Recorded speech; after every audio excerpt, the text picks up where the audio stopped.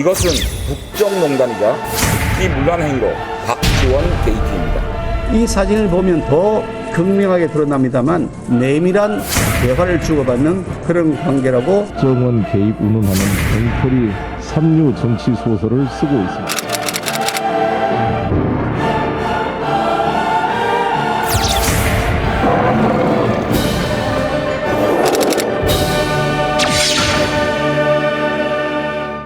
윤석열 캠프의 김병민 대변인 그리고 이재명 캠프의 현근택 대변인 두 분 나오셨습니다. 안녕하십니까? 네, 안녕하세요. 아유, 어서 오십시오. 검찰 사주 의혹. 이 성격 규정을 여권에서는 윤석열 고발 사주 의혹으로 정한 것 같고요. 윤석열 캠프에서는 박지원 제보 사주 의혹. 이렇게 이제 부르는 것 같은데 이 건 어떻게 보시는지 짧게 한마디씩 듣고 출발해 보겠습니다. 그렇죠. 굉장히 코너에 몰렸잖아요. 이걸로 지금 어찌 보면 이제 정치하려고 그때부터 준비한 거 아니냐 이랬는데 막 이제 코너에 몰렸는데 뭐 하나 줄을 잡았죠. 줄을 잡았는데 알고 봤더니 이제 썩은 동아줄. 썩은 동아줄. 시작부터 잘못하시네요. 시선 돌리기 실패. 시선 돌리기 실패. 네. 그렇게 규정하셨습니다. 네. 김병민 대변인. 저는 문재인 정권 차원의 총체적 대선 개입이다 이렇게 규정을 좀 하고 시작하겠습니다. 문재인 정권까지 갑니까? 네, 박지원 국정원장이 형이 왜 거기서 나와처럼 갑자기 어느 순간 툭 튀어나와서 네. 이 제보자와 함께 있는 모습을 보여주게 되니까 네. 국정원의 국내 정치 개입하지 않겠다라고 얘기했던 문재인 정부의 국정원과는 네. 사뭇 모습이 달라 보입니다. 네. 박범계 법무부 장관부터 고위공직자 범죄수사처가 직접 나서서 윤석열 대권 주자를 피의자로 입건하는 모습까지 네. 문재인 정권이 총체적으로 나선 것 아닌가라고 규정을 짓고 있습니다. 전선을 조금 커졌어요. 더 예. 넓히신 모양새네요. 김병민 대변인님, 예. 그 검찰에서 미래통합당에 고발장이 전달된 사실은 인정은 하시죠? 이거를 손준성 검사가 인정을 안 하고 있어요. 예, 뭐 그건 맞습니다. 그 손준성 검사가 본인이 아니라고 하면서 인정을 안 하고 있는데 네. 다른 사람들이 인정하기가 쉽지가 않은 상황이죠. 무언가가 건네갔을 거라고 우리는 보도를 보고 있는데 무언가는 당사- 아니고 고발장 명확합니다. 고발장이 네네. 괴문서. 네. 그런데 손준성 검사는 부인을 하고 있는 거예요. 네네. 아니, 당사자가 부인하고 있는데 그거를 아니, 우리가 수사기관이 아니니까 말꼬리가 긴 모르잖아요. 거 보니까 이제 인정 안 하는 것 같아요. 아니 그러면 이제 손준성 검사가 전달자인 건 거의 이제 사실로 그렇죠. 인정되고 있는 분위기인데 그렇다면 고발장의 작성자는 누구인 것이냐. 이게 이제 또 하나의 숙제로 남는 거 아니겠습니까? 어떻게 보십니까? 사실은 작성자는 손준성 검사가 제일 잘 알겠죠. 넘어간 게 맞으니까. 손준성 검사가 직접 했거나 아니면 손준성 검사가 아는 사람이 했거나. 어쨌든 경우에서는 둘 중에 하나밖에 없다. 그렇죠. 예. 네. 아니 그러면은 경우의 수는 훨씬 많지 않나요? 어떤 경우에 이게 좀 이미지 파일이기 때문에 네. 어디선가 돌고 있는 걸 찍었을 수도 있는 거잖아요. 네. 그러니까 이걸 누가 작성했는지는 확인이 굉장히 어려운 부분입니다. 손준성 검사가 그럼 아는 사람이거나.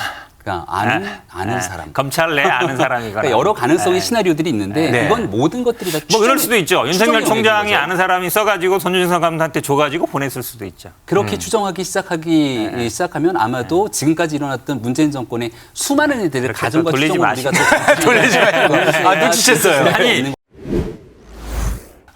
윤석열 이제 후보 측에서는 이렇게 할 이유가 없었다라는 주장을 지금 하고 있단 말이죠. 네. 그런데 우리 대변인께서는 그럴 만한 충분한 이유가 있죠. 있다라는 네. 입장이죠. 그렇죠. 왜냐하면 이게 시작이 결국은 MBC 보도로 시작된 거예요. 3월 31일. 채널A 검언 유착 관련. 보도가 됐죠. 한동훈 검사장에 대한 거예요. 4월 1일, 4월 2일에 굉장히 검찰이 긴박하게 움직입니다. 우리가 채널A 진상 보고서나 아니면 윤석열 총장 징계 보고서에 보면 다 나와요. 윤석열 총장과 한동훈 검사장 사이에 수십 차례 전화가 이루어지고 그다음에 한동훈 검사장과 이 손준성 검사 사이에도 카톡방이 수시 이루어지고 예. 또 4월 2일, 1일인가 2일에는 또 추미애 장관이 이거 조사해봐라 지시까지 내리거든요. 네. 그다음에 4월 3일 날 고발 나온 게 뭐냐면 결국은 한동훈 검사장의 그 채널A 그게 사실이 아니다. 허위 사실. 그다음에 그 전에 이제 주가 조작 보도가 있었잖아요. 뉴스타파에. 그거에 어쨌든 당사자는 부인과 검찰총장입니다. 그 세 사람이 피해자로 들어 있는 거예요. 근데 우리가 일반적으로 아시겠지만 검찰은 굉장히 상명하복 조직입니다. 네. 조직의 수장과 그 부인을 피해자로 해서 고발하는데 그 참모가 부하잖아요. 참모가 동의도 안 받고 한다. 나중에 이게 만약에 실제로 고발대가 알려지면요. 당장 문책당할 일이에요. 네가 누구 허락도 없이 감히 검찰총장과 부인을 피해자로 해서 고발했냐. 네네. 나올 수 있는 부분이기 때문에 네. 당연히 제가 보기엔 윤석열 총장이 관여 안 됐을 수가 없다. 어디에도 윤석열 후보가 개입됐다는 정황 증거, 개연성을 찾을 수가 없습니다. 지금 나오고 있는 많은 얘기들은 뇌피셜의 영역에서 몰랐을 일이 없다로 규정하고 있는데 네. 그래서 거듭 얘기를 드리는 거예요. 대통령 선거를 앞두고 몰랐을 일이 없다에 근거한 정치 공세들이 이어지게 되면 네. 문재인 정권에서 일어나고 있는 수많은 일들에 대해서 네. 대통령이 몰랐을 일이 거기서 없다고 가게 될 수밖에 없다는 얘기를 하는 그런 겁니다. 그러면 예. 지금 댓글에서 자꾸 물타기 한다고 난리가 났어요.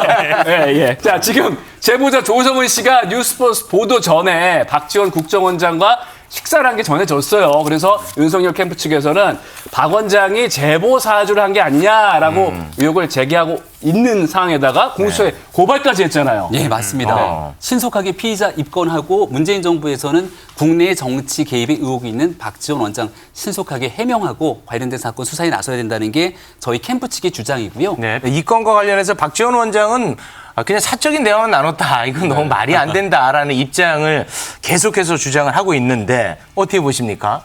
오늘 뉴스버스 보도 아까 말씀드렸지만 7월 21일 이후에 받은 자료 없다 그랬어요. 뉴스버스에서. 그럼 그 전에 다 줬다는 얘기거든요.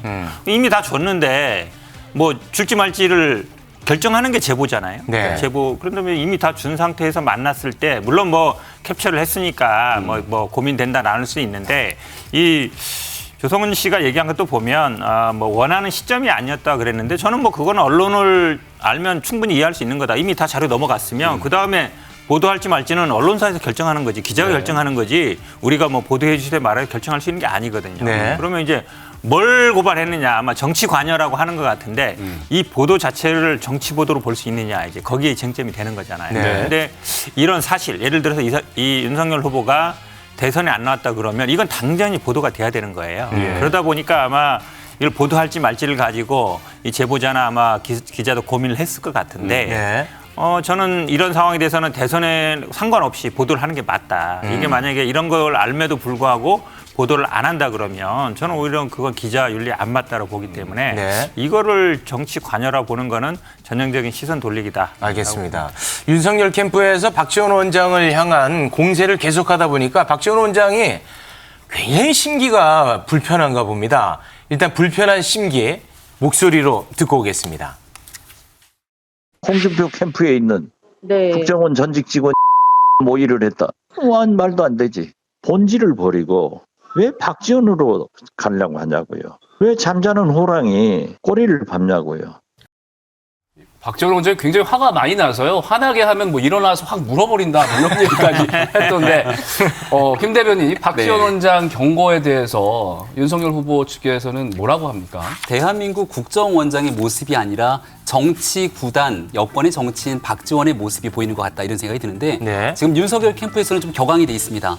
대한민국 국정원장이 야권의 유력한 대권 주자를 향해서 겁박에 나섰다라고 볼 수 있을 법한 발언들이 많거든요. 네. 내가 지금 이렇게 있는 게 오히려 나을 것 등에 대한 언급을 언론을 통해서 굉장히 세게 하고 나서는데요.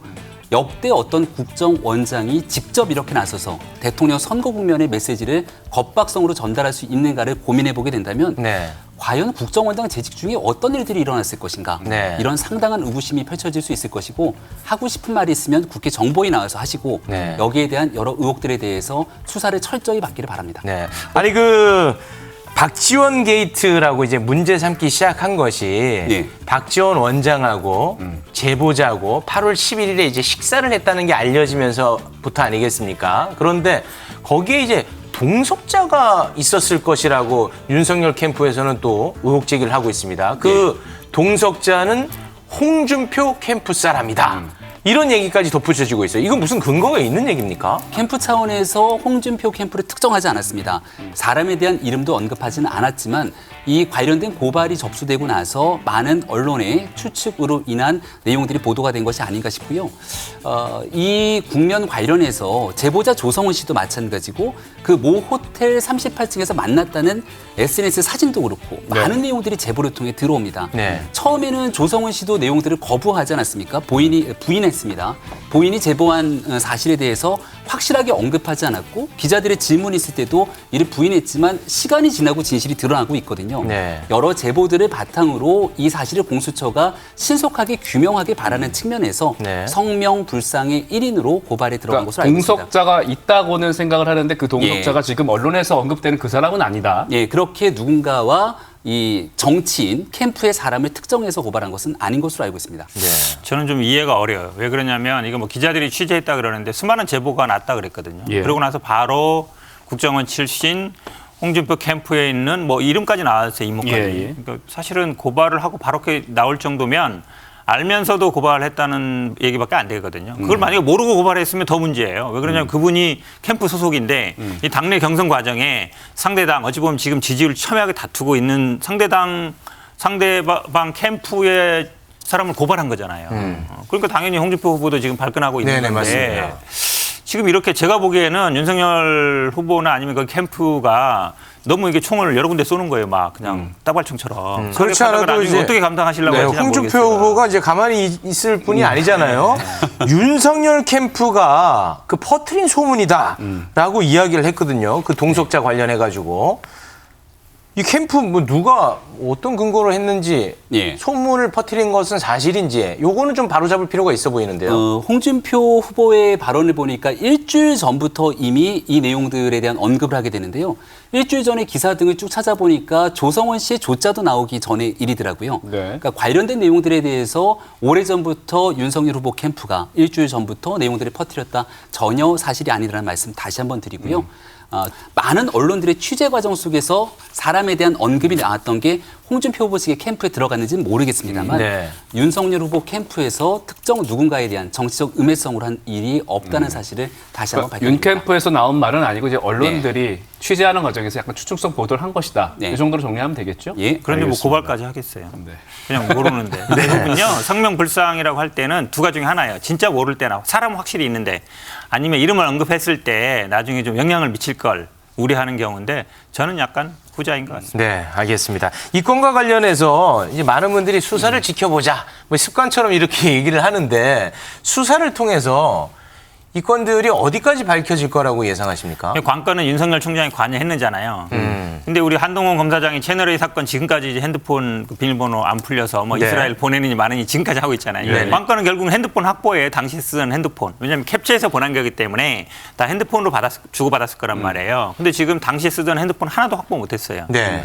그리고 김웅 의원 보통 이제 의원들이 직접 안 하잖아요. 보좌관 시키잖아요. 네. 그럼 김웅 의원에서 사실은 정점석 의원한테 어떻게 넘어가는지도 보좌관 PC를 봐야 되는데 어제 들으니까 또 뭐 김웅 의원 PC 보좌관 PC는 못 봤다며요. 네네네. 제가 보기에 이건 거의 뭐 3,000% 가고 있다. 그래서 진실규명 할 수 있을까? 좀 회의적이에요. 저도. 쉽지 이게 않을 문제만 나오면 깔때기처럼 한동훈 검사장이 핸드폰을 얘기하는 것 같은데 아니, 사례로 들은 거예요. 핸드폰에 관련된 얘기는 아마 이재명 후보가 과거에 수사받았을 때 핸드폰에 대한 협조 문제가 문재인 정부 돌아보게 이재명 후보. 되면 내로남불의 아니 이 전형이 지금 어떤 수사로 것인가를 밝힐 수 있느냐고 분명히 얘기하시는데 알 수 왜 있을 또 그 거라고 얘기를 생각합니다. 꺼내세요? 참. 머릿속에 문재인 이재명입니다. 아, 이게 무거운 얘기라 웃으면 안 되는데, 아, 굉장히 웃기게 잘하시네. 네, 알겠습니다. 함께 해주신 두 대변인, 대단히 고맙습니다. 고맙습니다. Stay